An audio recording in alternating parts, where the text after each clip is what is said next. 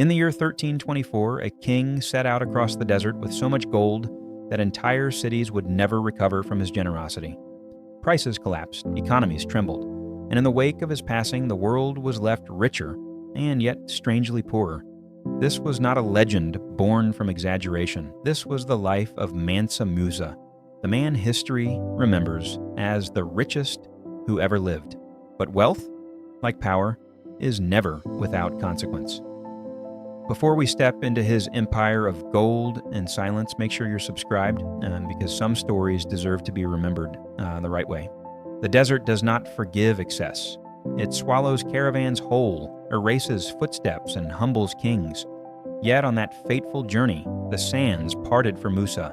His caravan stretched beyond the horizon, a moving kingdom of slaves, soldiers, camels, and gold so abundant it glittered beneath the sun like a second sky. Before the world knew his name, Musa was not meant to rule. He was a deputy, a placeholder in a kingdom that had already tasted greatness. The Mali Empire, rich with trade and fertile lands, had seen rulers come and go. Musa waited in the shadow of power, unnoticed by history. Then came the disappearance. The reigning emperor, Abu Bakr II, sailed westward into the unknown, chasing whispers of lands beyond the ocean. He never returned. The throne, abandoned and uncertain, fell into Musa's hands, not by conquest, but by silence. Power does not announce itself gently. It settles like dust, quiet but suffocating. Musa ascended the throne not with fanfare, but with inevitability. And in that quiet rise, something extraordinary began to take shape. Gold was the heartbeat of Mali. It flowed through its rivers, lay hidden beneath its soil, and moved across its markets like blood through veins. Musa did not create this wealth. He inherited it. But what he chose to do with it would echo across continents. The cities of Mali were not crude settlements. They were centers of learning, trade, and culture. Timbuktu, in particular, stood as a beacon, its mosques rising from the earth like promises of eternity. Under Musa, it would become something even greater. Yet wealth alone does not secure legacy. Musa understood this. His faith called to him a quiet but persistent voice.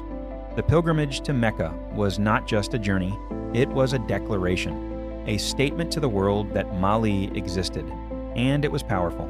So he began to prepare, not for days or weeks, but for months. Thousands were gathered, supplies were amassed, camels were loaded with gold, each one carrying riches that could buy cities. The desert awaited. When Musa departed, the earth seemed to shift beneath him. Witnesses spoke of endless lines of people, of banners waving against the desert wind, of gold so plentiful it lost meaning. This was not travel. This was spectacle. The journey itself was brutal. Heat clawed at the skin. Sandstorms swallowed entire paths. Water became more valuable than gold. Yet the caravan pressed forward, driven by faith and the unyielding will of a king. Then came Cairo, a city already rich, already powerful, but nothing could prepare it for Musa's arrival. The streets filled with whispers. Who was this king from the west, and why did he carry so much gold? Musa did not hoard his wealth. He gave it freely to the poor, to the merchants, to anyone who crossed his path. Gold poured from his hands like water, and for a moment Cairo basked in a false paradise. But generosity has consequences. The sudden flood of gold destabilized the economy. Prices plummeted, markets collapsed. What seemed like kindness became disruption. The city would take years, some say decades, to recover. Musa moved on, unaware or perhaps unconcerned. His journey was not about economics.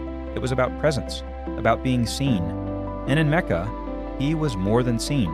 He was remembered. Pilgrims spoke of him in hushed tones. A king unlike any other. His wealth defied comprehension. His humility, equally striking. He prayed among thousands, yet stood apart from them all. On his return, Musa carried more than memories. He brought scholars, architects, and thinkers.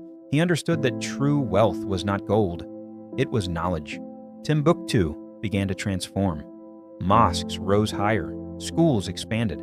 The city became a center of learning that rivaled the greatest in the world. Manuscripts filled its libraries, preserving knowledge for generations. But power is never permanent. Musa's empire, vast and rich, depended on stability, and stability is fragile. Beneath the surface, tensions simmered. The weight of wealth can be crushing. Musa's generosity had shown the world Mali's riches, but it had also exposed its vulnerabilities. Envy grew, rivals watched.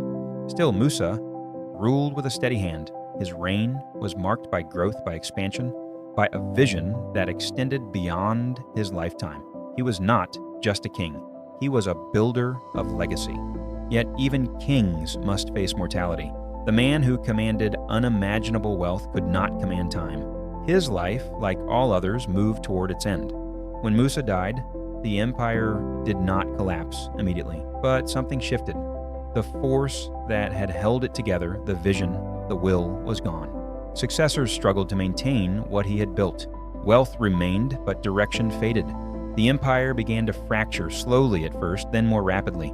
Timbuktu endured, its libraries standing as silent witnesses to a golden age.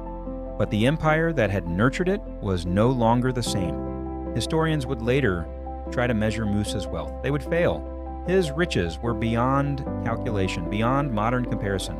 He existed outside the limits of numbers. But wealth is not the same as legacy. Musa's true impact lay in what he left behind, the spread of knowledge, the recognition of Africa's power, the reshaping of global perception. Maps began to change. European cartographers placed Mali on their charts, marking it with gold and curiosity. Musa had forced the world to look westward. And yet there is a quiet irony. The man who gave away so much gold left behind something far more valuable: ideas, culture, memory. Was he the richest man in history? By every measure, yes, but his story is not about wealth. It is about what wealth can do and what it cannot. In the end, the desert remains, silent, unmoved. It remembers the caravan, the gold, the king who walked across it like a legend. But even legends fade. What remains is the question: if you had everything, what would you leave behind?